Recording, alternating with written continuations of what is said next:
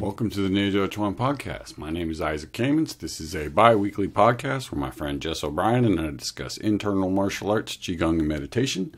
This week we're continuing our discussion on the founder of Yang-style Tai Chi, Yang Chuan. We talk a little bit about the origins of his Tai Chi, him coming to Beijing, becoming sort of the spokesperson for Tai Chi. We also just talk a little bit about Tai Chi in general, kind of introducing the subject a bit more. Then we move on to the Tai Chi Classics portion of the episode where we look at Baiwa's book and dissect his explanation of the Tai Chi Classics. And then this week in our Patreon, we're going to start digging into the Neijiaquan portion of Baiwa's book, so give a listen for that if you're interested in that portion of the book. All right, I hope everybody is having a good new year. Hope you enjoy the episode. Thanks for sticking with us, and take care of yourselves.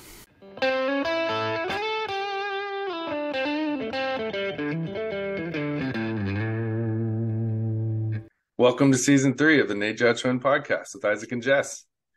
This season, we decided to take a deeper look at Tai Chi, and I like to start with the history first, because to me, I like to know about the great masters of the past to inspire my training. So I wanted to start with the founder of Tai Chi, Yang Luchan. And here's a biography from Combat Techniques of Tai Chi, Xingyi, and Bagua. It's written by Lu Shengli, translated by Zhang Yun. So they start off.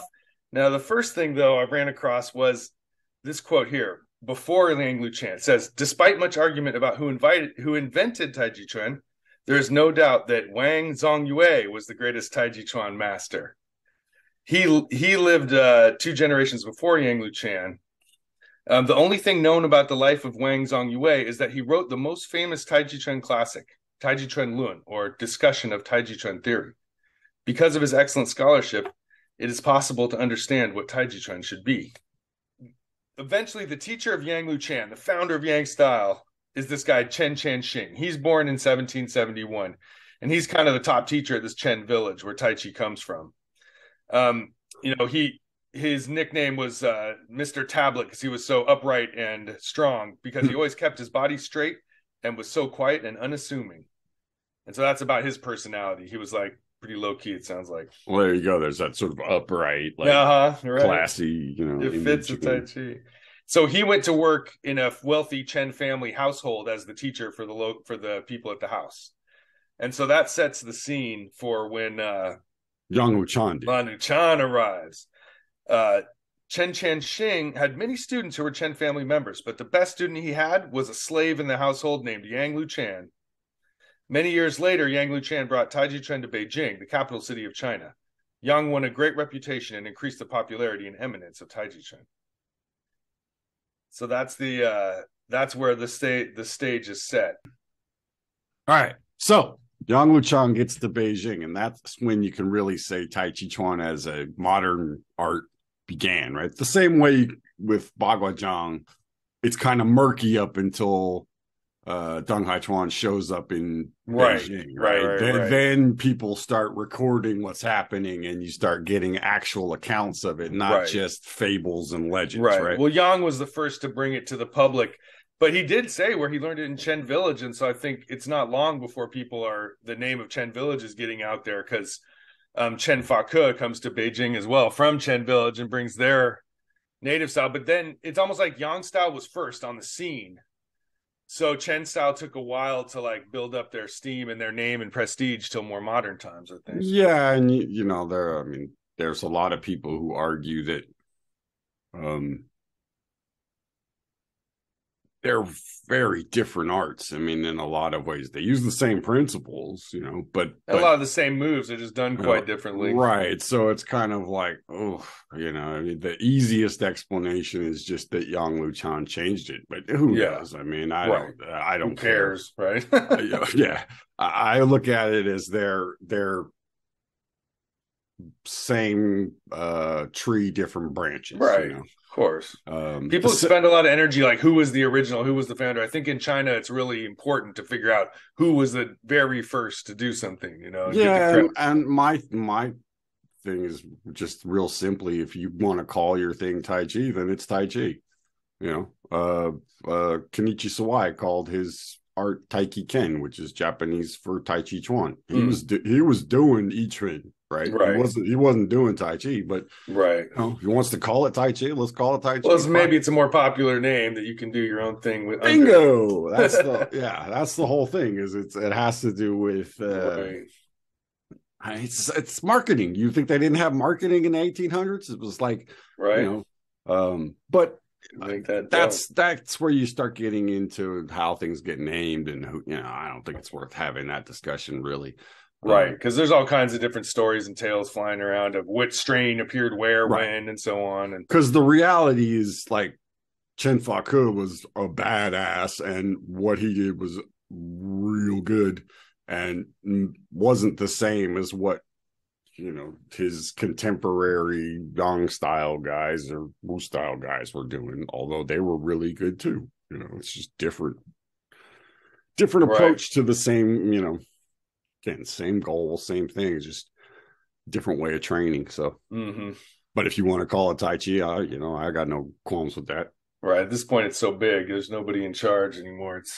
It's kind of like saying you do Qigong, right? Like, there's a bazillion different Qigong sets. At this point, nobody argues about what style of Qigong do you do, because nobody knows anything about it. But, it's like, I do a very different style of Qigong than a lot of people. So, it's not the same thing. It's different, but they still call it Qigong, and I still call mine Qigong. So, the average person is not going to know the difference. Never gets into a single fight, never has to go to war, never loses a single member of his family. Is he the better martial art, or the guy who goes out and gets killed on the first day because, he tries to use martial arts against a machine gun? Who's the better martial artist, right? It's like, I don't know. That's the bigger question. That may be part of that sport versus martial art, argument is, preservation of life is different than achieving a goal in the now. Yeah. Living is different than dying. And being That's the first key. Being a show-off who dies is not a very smart way to live your life, right? But James Dean, you go out in a blaze of glory. Trying to go with the flow, as they say, and I'm not saying you should go along with fascists or anything like that, but there is a piece of making a choice about how you live your life where you avoid conflict, right? And so and that's the cultural side of Tai Chi, right? Tai Chi does carry a lot of morality and a sort of certain way of living your life in an upright and somewhat mellow way of, like, not being aggressive towards others and so on. Chen Manching would say Tai Chi was 2/3 Taoist, 1/3 Confucian, right? And that's the Confucian part, that part of your practice is to also not be a shit ass. This guy Chen Changxing lived to be 82 years old, so that speaks well to Chinese cultural values of longevity. That's what I'm saying. That's proved it. And that's kind of how, when Bruce was in China, he said one of his hobbies was trying to find old guys who could still use their martial arts. And, what did they do to make it that far, right? Yeah. And I think, statistically, things like Tai Chi, Xingyi, Bagua, there are more old guys who do those things that can still do it than a lot of other things. Next, we're going to look at Uncovering the Secrets of Internal Power in Taiji Chuan by Bai Hua, published in 2001. This book has only been available in Chinese, so we've seen it bouncing around over the years. Bai Hua being the other student of Liu Hongzhi, besides B.K. Francis. And this is the only other book that's connected to the training we've done together.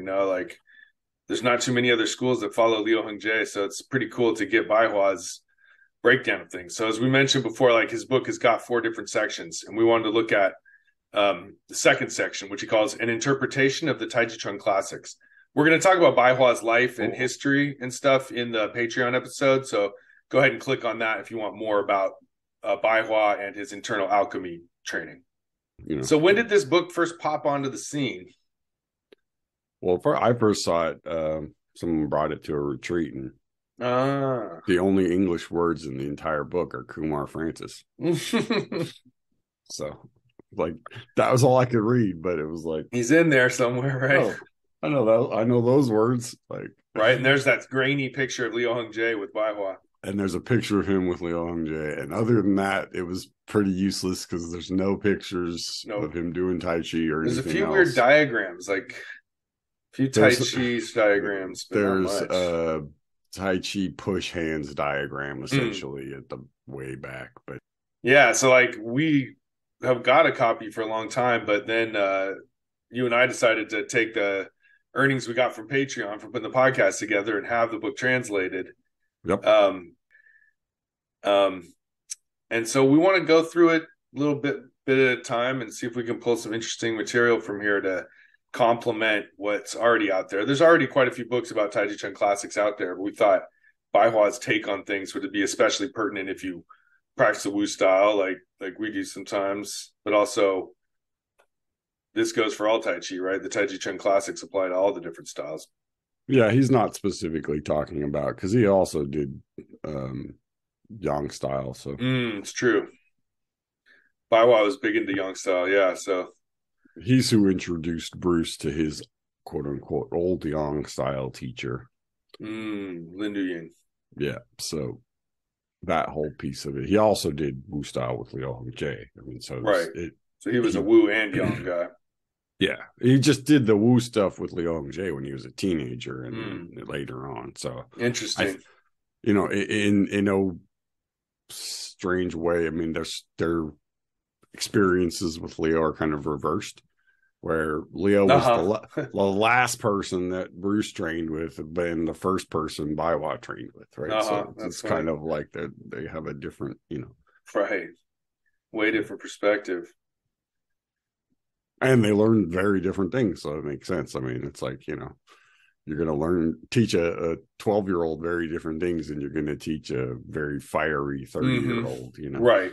Who's coming to the end of his fighting career, whereas that 12-year-old's entering into an incredibly dangerous society where gang fights are like the regular occurrence on the streets.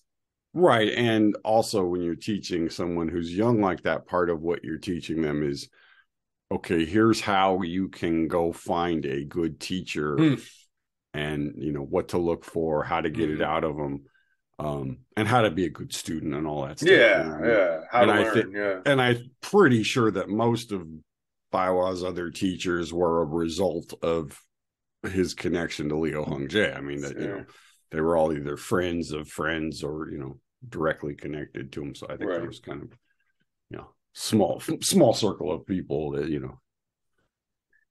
So let's look at what Baihua has to say about the Taiji Chuan classics. So here we are, an interpretation of the Taiji Chuan classics. Taiji Chuan is a martial art that focuses on exercising the inside of the body and is loved by many people. As a result, related martial arts books are widely circulated. However, since the terms are too specialized and the fundamental theory and specific requirements are not explained clearly, it is hard to understand it. It is inevitable to speculate sometimes wildly and spread falsehoods about the art. Even after people have practiced for many years, they still don't understand the basic requirements of Taiji Chuan at all. They exercise as they wish and have some whimsical thoughts and think that this is Taiji Chuan. So ridiculous. What a pity. So there we are. First step one, smash on everyone else. Yeah, I mean, he's not wrong. That there is a lot of stuff that's written about Tai Chi that is essentially different people's version of what they think it is, right? And some are right and some are wrong. Right. And, it is a wealth of material, though. Tai Chi's one with a lot of talking. Like, they got more books written than Shaolin, right? Like, there's just more. Right, but I think his point is more, rather than me spouting off about each movement of Tai Chi, I'm going to go back to the source material, the Tai Chi classics, and go from that and explain that to you, not tell you what my teacher or what I think. Because I think that's the critique is, a lot of books are someone who may have only been practicing 10 or 15 years, right, telling you this is how you do it, right? And I think what he's saying is that the only people qualified to really tell you that,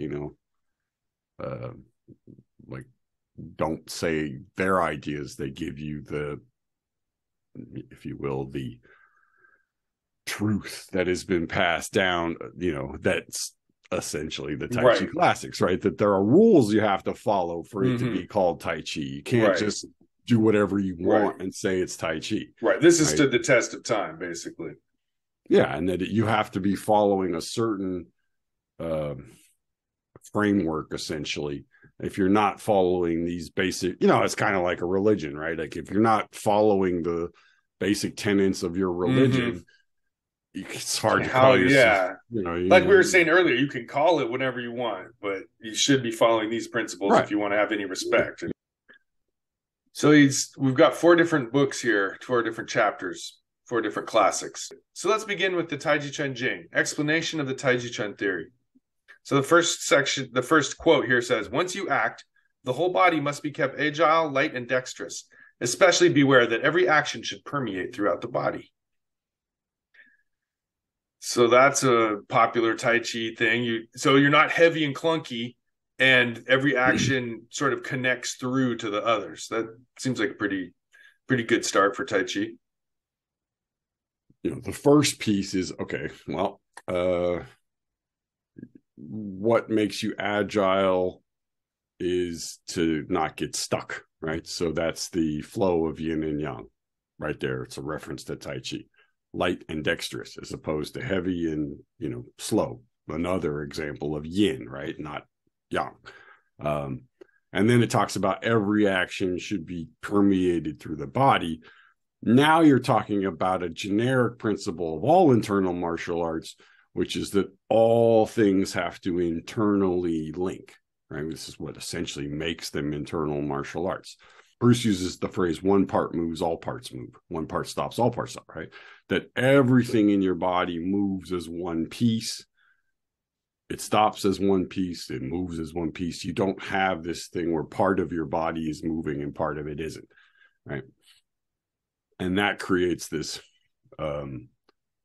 awareness that moves through your body. So it's not just about your physical body. It's about be aware, have awareness, right? Right. So aware. Yeah. So it's like pay attention to the fact that which is feel, again, another yin action, right? So it's just over and over kind of reinforcing this idea. This isn't about from the start, you're this very light feeling to it. You're not using force, you're using, well, awareness. Let's hear. Okay, now this is interesting. He starts commenting on the verse. Lightness is yang, heavy weight is yin. Movement is yang, and stillness is yin. Lao Tzu said, gravity is the root of lightness. Stillness is the master of passion, or AKA movement. Right.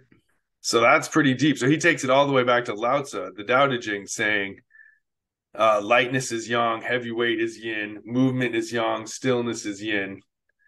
That's interesting. You got to break it down one way or the other. Well, gravity's part of that is because earlier in the book he talks about Lao Tzu, so there's and also he's constantly talking about yin and yang and how to separate it in each particular, whether a giant concept or a small concept. You've got to keep taking this relationship.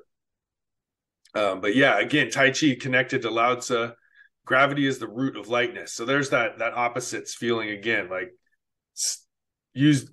do you achieve this lightness and agility and dexterous? Here he's saying gravity is the root of lightness. Stillness is the master of your action. So you sort of start from stillness in order to act. Okay, well, gravity being the root of, what is it? Lightness that's the down causes the up, is the way Bruce says that. The way you get yourself to be light isn't by jumping up in the air. It's by letting everything sink down until that lifts you up, right? Again, just another way of saying it's a yin action, not a yang action. Right. And stillness is the master of movement. So you've got to come from a place of stillness to make your action clean and clear rather than just launching into it. Right. So he goes further. In simple words, gravity is the supporting cause. He goes further to say, in simple words, gravity is the root cause of lightness, and stillness is the master of movement. The basis of balance is still maintained in the activity. Therefore, according to the law of the yin dominating the yang in the relationship between yin and yang, the theory of Neijiaquan requires that the whole body must be kept agile in every action and dominated by the waist. He says every movement must be dominated by the waist. If there is no weight in the waist domination, then the so-called agility will be frivolous because there's no root. Right. So now he's bringing in how the physical action of using the waist is the way that you kind of maintain that lightness, right? Because it's one thing to be just hunker down, right? Yeah. Well, it's one thing to be light when you're just standing still. It's another thing to be light when someone's trying to, shove you or hit you. And so I don't know. I would say the basis of balance is a little bit a weird way of saying it. It's the continuation of balance, right? It's that you already started from a point of balance, but it's the maintaining this balance has to be achieved by essentially continuing to move, right? Again, one part moves, all parts move. And your movement is dominated by the waist. So the waist is the controller of all that movement that you're going to take to stay light, to stay agile. And one of the sort of guiding principles of doing Tai Chi is that basically from the minute you start the form to the minute you end the form, you don't stop, right? You keep going through the form and you try to make this thing, this thread go continuously through your entire form. Now, you're going to fail like a bazillion times and only get to a certain piece and kind of screw up, and maybe you'll stop there and work on that, or you'll start over. And, but the ultimate goal is that you can take this thing all the way through your form and not get stuck. Right. So there's this piece of it being continuous, right?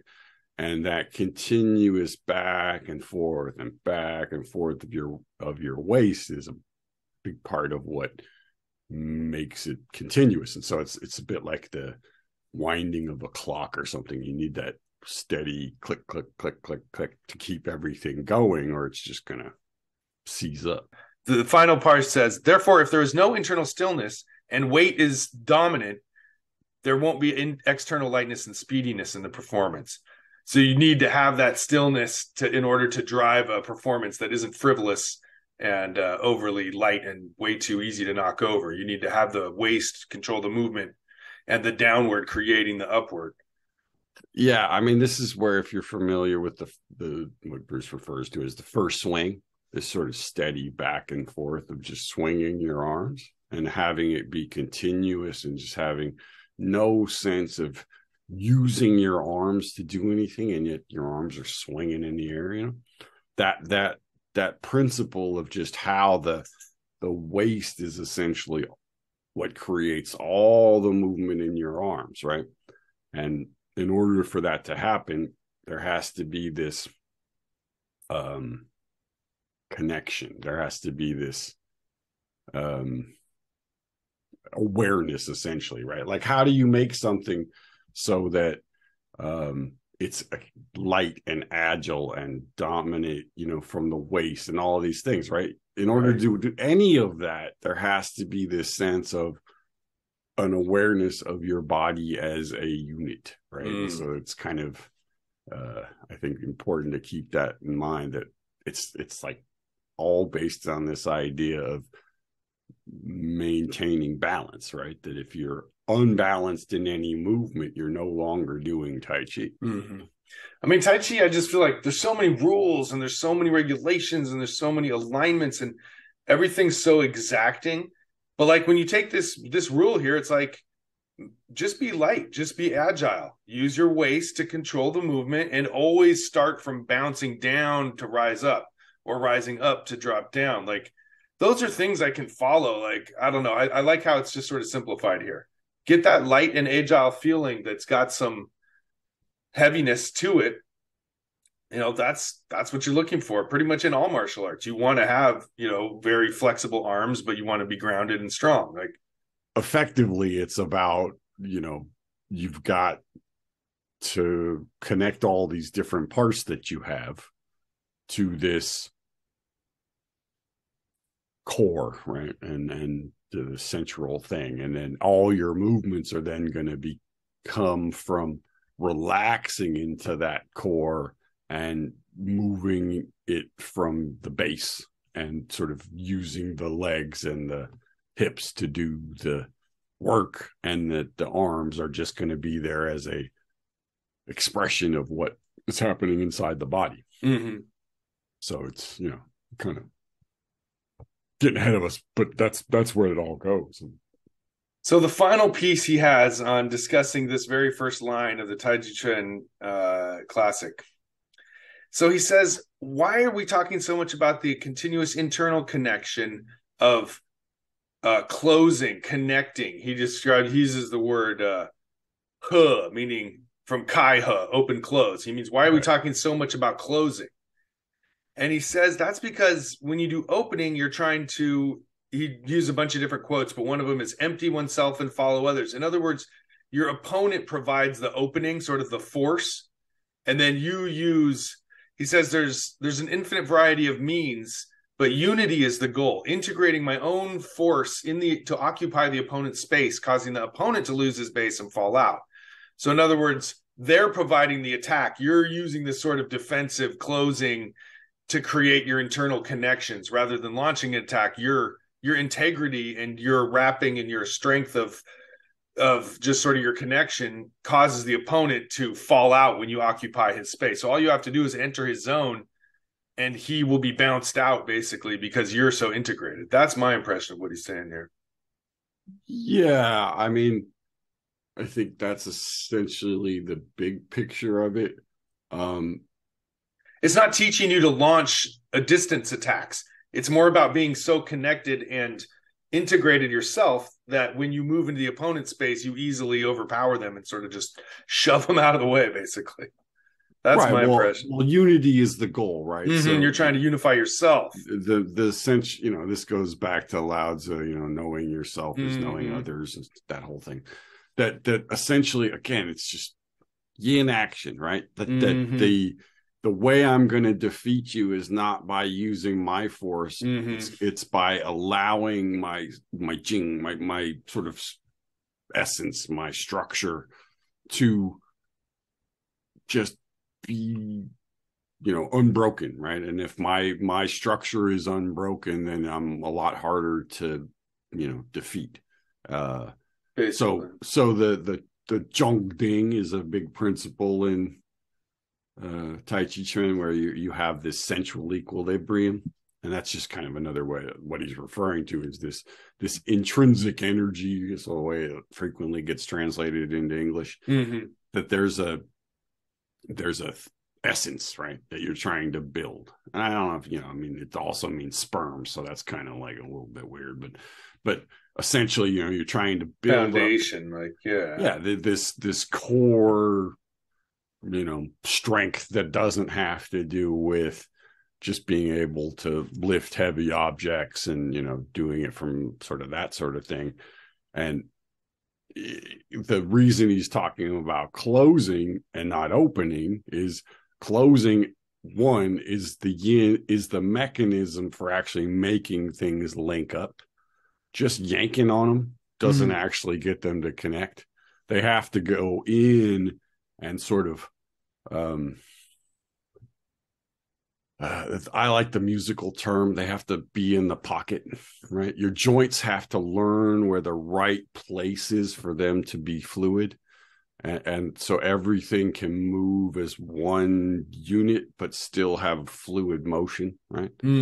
All your joints can move, but everything moves as once. I mean, it just goes back to that beginning idea of stillness is the master of the movement. It's all got to come from this rooted place. You don't get that by yanking on it and forcing it. You can get external movement by doing that, but to actually get your body to release and to connect and to have these internal pressures be something you can work with, it doesn't come from, pulling on it, right? And that's why he brings up the thing that he actually comes later, but about my flexion beats his extension, right? That it's my coming into my body is going to defeat your big powerful extension, right? And this is just sort of the basic principle of Tai Chi as a martial art, right? Like I just wait for you to do something stupid and overextend yourself rather than using all my energy to try to force you, get you real angry, so and you might just say that's the difference between internal and external approach to this whole thing. Do I make you weaker or I make myself stronger? Those are two different ways to look at it, perhaps. Well, I mean, there's a lot of ways to sort of analyze, angles. You can use the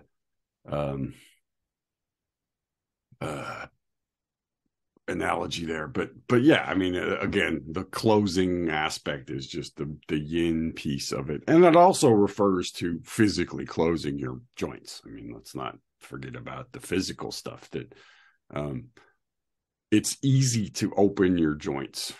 You just have to stretch. You just have to pull on them, and they'll essentially open. Right. But to get a joint to actually, again, kind of go in and connect to the body and not just collapse and squish you, but to actually thread through and be part of a connected chain of events, it has to go in. It has to soften. And this is why Tai Chi is so difficult for most people, because that is not a common thing that people are good at. Right. We're all good at, going out and pushing. I mean, that's what we do every second of throwing yourself at the problem is kind of the default. Yeah. The thing of allowing your mind to just penetrate into your body and release stuff is a big deal.